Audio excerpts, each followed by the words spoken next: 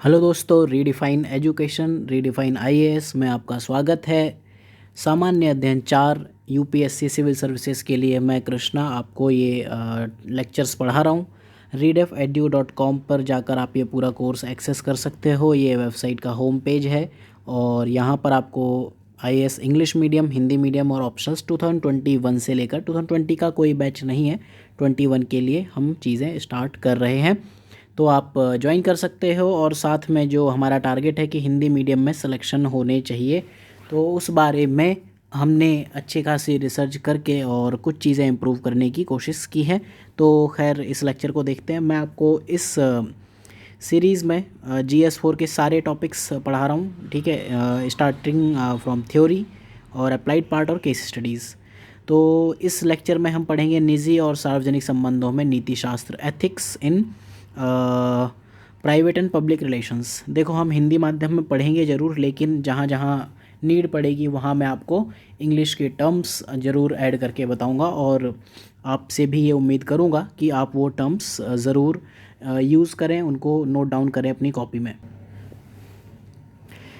तो ये टॉपिक इतना इम्पॉर्टेंट क्यों है? निजी और सार्वजनिक संबंधों में नैतिकता। हम संबंधों की बात कर रहे हैं, रिलेशंस। जैसे ही हम पैदा होते हैं वैसे ही हम किसी ना किसी संबंध में, किसी ना किसी रिलेशन में बंध जाते हैं। आप खुद भी दूसरों के रिलेटिव हो जाते हो और आपके भी बहुत से रिलेटिव्स हो जाते हैं, माता पिता, फूफा फूफी से लेकर फिर विद टाइम जैसे जैसे आपकी एज बढ़ती है तो फिर आप स्कूल जाते हो, टीचर, उसके बाद आप नौकरी करते हो और आपकी फुल लाइफ लॉन्ग रिलेशंस, संबंध तो चलेंगे। संबंध दो तरह के होंगे। एक जो बिल्कुल आप जिनके साथ 1-to-1 रिलेशंस रखोगे उन्हें निजी या प्राइवेट या पर्सनल रिलेशंस कहेंगे, और दूसरे जब आपको नीड पड़ेगी, ठीक है, उन्हें हम सार्वजनिक संबंध कहेंगे। तो संबंध की पहले हम बात करते हैं। हर व्यक्ति समाज में कई भूमिकाएं निभाता है। जो ये भूमिका होती हैं वही उन संबंधों को परिभाषित करती हैं। अगर मैं आपको पढ़ा रहा हूँ तो मेरा और आपका संबंध एक अध्यापक और छात्र का, टीचर और स्टूडेंट का है। इस भूमिका में अपेक्षित व्यवहार किया जाता है जिसे मानदंड कहते हैं। आप मुझसे ये एक्सपेक्ट करोगे कि मैं आपको सिलेबस टाइम से करके दूं, अच्छा पढ़ाऊं, समझा दूं, और मैं आपसे एक्सपेक्ट करूंगा कि आप एक अच्छे स्टूडेंट की तरह चीज़ों को करके एग्ज़ाम में जाएं, ठीक है। जैसे हम अगर रिलेशंस की बात करें तो ये सब रिलेशंस आप जानते हो, पिता बेटी, शिक्षक, ये हम सब जानते हैं। हम इन भूमिकाओं में होते हैं, ये हमारी भूमिकाएं हैं, ठीक है। तो ये जो भूमिकाएं हैं डिफ़ाइन कैसे होती है? एक निश्चित रिश्ता होता है। पिता और बेटी के बीच का रिश्ता अलग होगा और बेटी और उसके पति के बीच का रिश्ता अलग होगा। पिता का रिश्ता परिवार से डिफ़ाइन होगा, पति का रिश्ता विवाह से डिफ़ाइन होगा, मित्रता से डिफ़ाइन हो सकते हैं, या काफ़ी तरह के रिश्ते हो सकते हैं।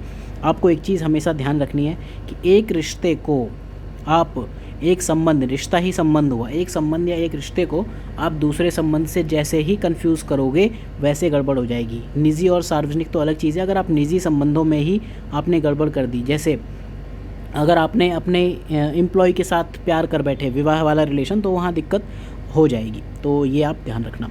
ये टेलीग्राम चैनल है रीडेफएडू, आप यहाँ ज्वाइन कर सकते हो। निजी संबंधों की बात करते हैं पहले।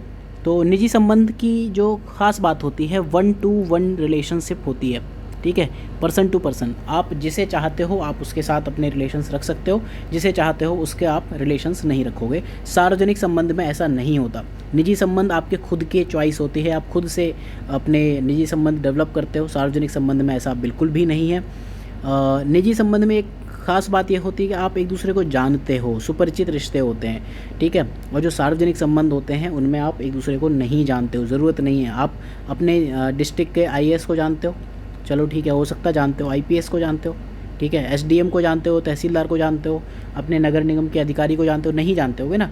तो जो निजी रिश्ते हैं उनके एक अलग ही अपूर्णीय मूल्य होगा, अद्वितीय चरित्र होगा। मतलब हर दूसरा संबंध अलग होता है। आपका मेरा संबंध, मेरे एक दोस्त से मेरा कैसा संबंध है और मेरे दूसरे दोस्त से कैसा संबंध है, बहुत ही अलग हो सकते हैं। आपसी समझ ज़रूरी है, ये अंतर्निहित है। और मुखर युग्मन होता है, दोनों ही एक दूसरे को इम्प्लिसिट और एक्सप्लिसिट वे में समझते हैं और एक्सप्रेस करते हैं, इसी वजह से ज़्यादा सुपरिचित होते हैं। लेकिन ऐसी क्या ख़ास बात है जो निजी संबंधों को ख़ास बनाती है? यहाँ पर इन गुणों को जैसे हम अभी डिस्कस करते हैं, इसके साथ साथ हम जो सार्वजनिक रिलेशन हैं उसके गुणों को भी डिस्कस करते हैं। जो ये निजी रिश्ते होते हैं अक्सर विरासत में मिला करते हैं, ठीक है। आप पैदा होते हो तो आपको रिलेशंस मिल जाते हैं, ठीक है। कुछ निजी रिश्ते आप खुद बनाते हो, अक्सर की बात की ना, हमेशा नहीं की। जैसे अब मित्रता है तो ज़रूरी नहीं मित्रता आपको विरासत में मिले, लेकिन विरासत मित्रता आप कैसे होगी आपकी किसी से, ठीक है। आप स्कूल जा रहे हो, आप किसी से स्कूल में मिल रहे हो ना, सबसे पहली मित्रता वहीं होती है, ठीक है। तो आपको विरासत में मिल गया, ठीक है। ये आपके या तो प्राइमरी रिलेशन हो सकते हैं या फिर ड्राइव्ड हो सकते हैं, ठीक है। जैसे आप स्कूल गए, स्कूल में आपका सहपाठी के साथ दोस्ती हो जाएगी, ठीक है। आप एम्प्लॉई हो तो एम्प्लॉयर से आपका एक पर्सनल रिलेशन के अलावा प्रोफेशनल रिलेशन पहले था। आप उससे पर्सनल रिलेशन रखो या ना रखो, प्रोफेशनली आपको उसके साथ रिलेशन रखना ही पड़ेगा। तो निजी रिश्ते विरासत में मिलते नहीं होते हैं, तो हम वो विरासत बनाते हैं, ड्राइव करते हैं, पैदा करते हैं। ये रिश्ते अपेक्षाकृत स्थायी होते हैं, ठीक है, जल्दी ख़त्म नहीं होते, ठीक। सार्वजनिक रिश्ते क्या हैं, आज आप यहाँ हो, कल आपका ट्रांसफ़र हो गया दूसरी जगह, फिर तीसरी जगह, ऐसा है। आज एक एसडीएम है, कल दूसरा, कल तीसरा, फिर रिटायर हो गया, ठीक है, वो अलग ही चीज़ हो गई, ठीक। लेकिन फ़ादर आपके हमेशा फ़ादर रहेंगे, चाहे आप 1 साल के हो या फिर आप 90 ईयर्स के हो। निजी रिश्तों में आप एक बात कहोगे, कमी हुई या गलतियाँ हुई उनके लिए आप ज़्यादा सहिष्णु होते हो, ठीक है। टॉलरेंस की स्कोप होता है, टॉलरेंस के चांसेस होते हैं। पब्लिक रिलेशन में आप टॉलरेंस नहीं दिखा सकते, ठीक है। वहाँ आपको कंपनसेशन देना पड़ेगा, ठीक है, कुछ मुआवजा देना पड़ेगा। यहाँ पर ऐसा कुछ नहीं, आप माफ़ी की उम्मीद कर सकते हो। वफ़ादारी, प्रेम, स्नेह आदि इन चीज़ों की अपेक्षाएं आप कर सकते हो अगर आप किसी के साथ निजी संबंध में हो, लेकिन प्रेम, आप अपने बॉस को प्रेम नहीं कर सकते, ये चीज़ ध्यान रखना। तो निजी रिश्ते डिफ़ाइन तो आप कर लोगे, ये चीज़ तो कोई भी कर लेगा, लेकिन जो इसको ख़ास बनाते हैं वो ये हैं उन रिश्तों के, निजी संबंधों के गुण। कारक क्या है, कारक मतलब फैक्टर्स। तो जो इसके कारक होते हैं ना, बहुत ही सीमित, लिमिटेड एलिमेंट्स हैं जो निजी संबंधों को प्रभावित करते हैं। जो सार्वजनिक हैं उनमें अनलिमिटेड फैक्टर्स होते हैं, उसको हम अभी आगे देखेंगे। व्यक्तिगत गुण, आपके और मेरे अगर वाइब्स मिलती हैं तो मैं आपका दोस्त हो सकता हूँ, आपके साथ किसी भी रिलेशन में रह सकता हूँ, नहीं तो कोई ज़रूरत नहीं है। अगर आपको मैं एज अ टीचर पसंद नहीं हूँ तो आप मुझे अनसब्सक्राइब करके चले जाओगे, डिसलाइक करके चले जाओगे, तो ये सब चीज़ें की जा सकती हैं। व्यक्तिगत गुण आपको मैच करने बहुत ही ज़रूरी हैं, तभी आप किसी से निजी संबंध रख सकते हो। इसके अलावा यूनिवर्सल ह्यूमन वैल्यूज़, सार्वभौमिक मानवीय मूल्य, धर्म इस चीज़ में एक बड़ा रिलेशन पैदा करता है, ठीक है। धर्म जैसे किसी धर्म में हो सकता है कि कज़न मैरिज भी वैलिड हो, किसी में कज़न मैरिज क्या मतलब 2 स्टेप दूर भी मैरिज, गोत्र में भी मैरिज वैलिड ना हो, ठीक है। तो धर्म काफ़ी चीज़ें डिफ़ाइन करता है, ठीक। धर्म के हिसाब से आपको चलना ही पड़ेगा, निजी संबंध उस हिसाब से ही बनेंगे, ठीक है। सामाजिक मानदंड, सोसाइटी, खाप पंचायत वाले एरिया में अगर आप रह रहे हो, ठीक है, तो आप फिर वहाँ पर अपने प्यार प्रेम प्रसंग को आगे नहीं बढ़ा सकते आसानी से, तो आपको समाज को समझना पड़ेगा। इसके अलावा देश का कानून, लॉ ऑफ द लैंड, लोल कहोगे आप इसे। तो देश का जो कानून है वो हमेशा सबसे ऊपर होता है। अगर आपके देश के कानून ने कह दिया कि आप 2 मैरिज कर सकते हो तो वेल एंड गुड। अगर आपको कह दिया कि नहीं, एक से ज़्यादा नहीं, तो जैसे ही आपने दूसरी की वो फिर नल एंड वॉइड हो गई, ख़त्म हो गई वो शादी, ठीक है, आप जेल और चले जाओगे। तो ये हमेशा ध्यान रखना, इस तरह के कुछ कारक होते हैं। बाकी आप सोच सकते हो, लेकिन जो कुछ डिफ़ाइन किए गए हैं रिसर्च पेपर्स में या फिर कहीं और, एक रेड्डी एट ऑल, रेड्डी जी का रिसर्च पेपर है, उन्होंने ये सब डिफ़ाइन किए हुए हैं, ठीक। सार्वजनिक संबंध, पब्लिक रिलेशन की बात करते हैं। तो पब्लिक रिलेशन जैसे हमने बात की, पब्लिक रिलेशन किसी वजह से आता है, नॉर्मली नहीं आता। आप हर रोज़ एसडीएम ऑफिस में नहीं बैठे रहते हो, आप हर रोज़ तहसीलदार के ऑफिस में जाकर नहीं बैठते हो, तो ये आपको ध्यान रखना पड़ेगा। ये संगठन से रिलेटेड है, हर एक संगठन से रिलेटेड होगा, उसके लिए तो अपरिहार्य है। कोई संगठन चलेगा ही नहीं, प्रोफेशनल रिलेशन से ही चलेगा ना कोई ऑर्गेनाइजेशन, ठीक है। तो ये एक प्रबंधन कार्य या मैनेजमेंट फंक्शन है, ये आपको ध्यान रखना पड़ेगा, ठीक है। यहाँ पर सुपरिचित होना आवश्यक नहीं है। जो ये संकीर्ण क्षेत्र है कि आप जानते हो एक दूसरे को, मोस्टली आप अजनबी होते हो सार्वजनिक संबंधों में, और जितने ज़्यादा अजनबी हो उतने अजनबी बने रहो, क्योंकि जैसे ही आप सार्वजनिक संबंधों में पर्सनल रिलेशंस लेके आते हो वहाँ फिर आपकी दिक्कत हो जाती है, ठीक है। तो ये याद रखना, सहकर्मी, ग्राहक, राजनेता, अजनबी कोई भी है, ठीक। आपका ग्राहक है, चाहे आप अगर दुकान पर बैठे हो तो आपका फिर रिलेटिव भी आ जाए तो आप उसके लिए उतनी ही छूट दोगे जितनी कि आप अपने दूसरे ग्राहक को दोगे, ठीक। तो सार्वजनिक संबंधों के गुण हम बात करते हैं एक बार, जो अभी हमने ये निजी संबंधों के गुणों की बात की थी, तो इन्हीं चीज़ों को वापस से हम सार्वजनिक के कॉन्टेक्स्ट में देखते हैं, समझते हैं, ठीक। तो ये विरासत में मिल सकते हैं या नहीं भी मिल सकते हैं। मिल कैसे सकते हैं, अब जैसे अब ब्रिटेन की महारानी हैं तो अब मोनार्की सिस्टम चलता है, राजशाही राजतंत्र चलता है, तो वहाँ पर आपको फिर विरासत में ही राजगद्दी मिल जाती है, तो आप सार्वजनिक संबंध में आ जाते हो, ठीक है। ये संबंध लाभ के या काम की वजह से बनते हैं। आपको या तो ड्यूटी दी गई है, रिस्पॉन्सिबिलिटी दी गई है, ठीक है, उसको आप पूरा कर रहे हो, उस वजह से आप सार्वजनिक संबंध में हो, या फिर आपका अपना कुछ लाभ है तब आप करोगे, ठीक है। हो सकता है आपको आईएएस से कोई काम ना हो, लेकिन आपको कहीं अपना कुछ 2 नंबर का काम कराना है, तो आप कहोगे कि अच्छा इस बंदे को मिल लेते हैं, ठीक। तो ये भी हो सकता है। तो काम पॉजिटिव नेगेटिव हर तरह के काम हो सकते हैं।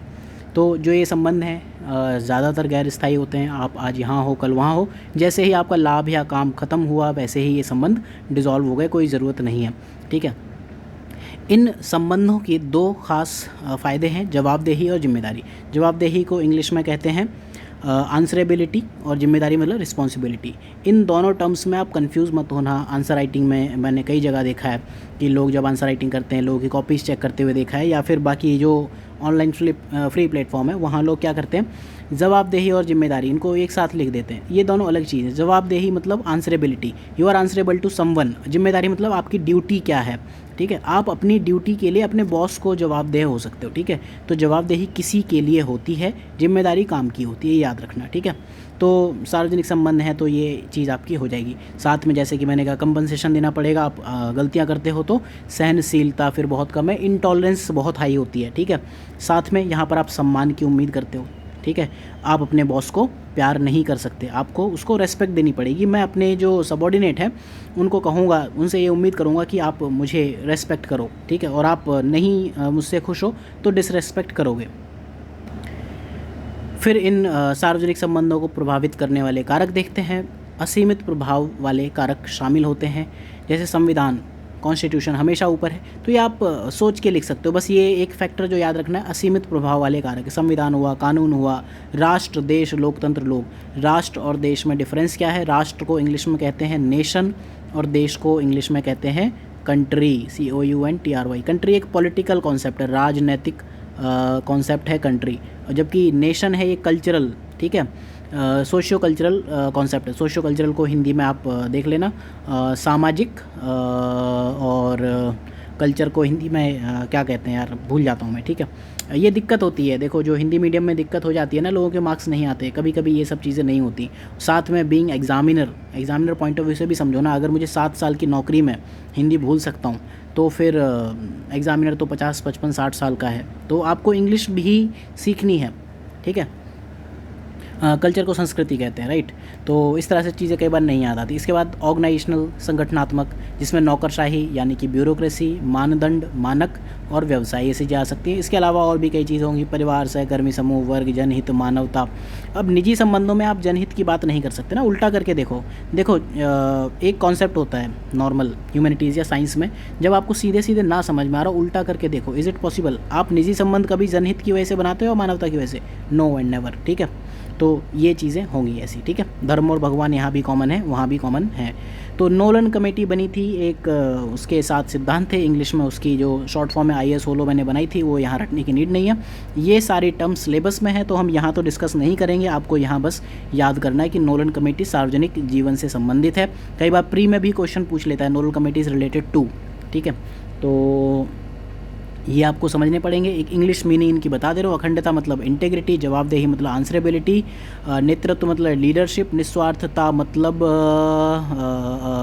पता नहीं, निष्पक्षता मतलब न्यूट्रलिटी, जैसे जज है उससे आप निष्पक्षता की उम्मीद करते हो, ठीक है। खुलापन मतलब ओपननेस, ट्रांसपेरेंसी होनी चाहिए। ईमानदारी मतलब ऑनेस्टी, ठीक है, आप खुद से और दूसरों से ऑनेस्ट हो, ठीक है। अब निस्वार्थता की आप मीनिंग एक बार देख के लिख लेना। तो आपको ये जो टर्म्स हैं नोलन कमेटी के, ये आपको पता होने ही चाहिए, ठीक है। तो आगे देखते हैं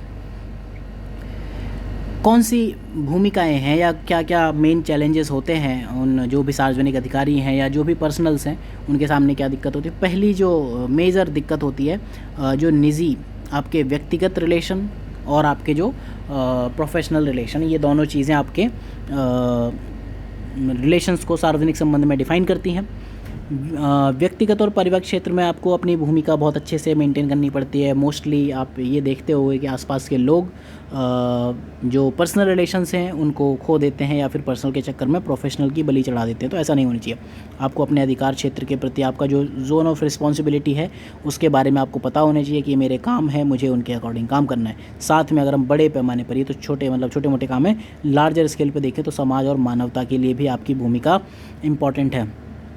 तो जो इसका मेन एम है पब्लिक रिलेशन, सार्वजनिक संबंधों का, दो तरफ़ा समझ, दो तरफ़ा कम्युनिकेशन इस्टेब्लिश करना है। ऐसा नहीं होना चाहिए कि आप यहाँ पर बॉस बने बैठे हो और यहाँ बस ऑर्डर दिए जा रहे हो, ठीक। ऐसा नहीं होना चाहिए। आपको इनसे फीडबैक भी लेने पड़ेंगे, नहीं तो आप इम्प्रूव नहीं हो पाओगे। तो हमेशा दो तरफ़ा रिलेशन होने चाहिए। अच्छी टीचिंग वही होती है जहाँ आप फीडबैक देते हो, ठीक है। That is a good teaching, right.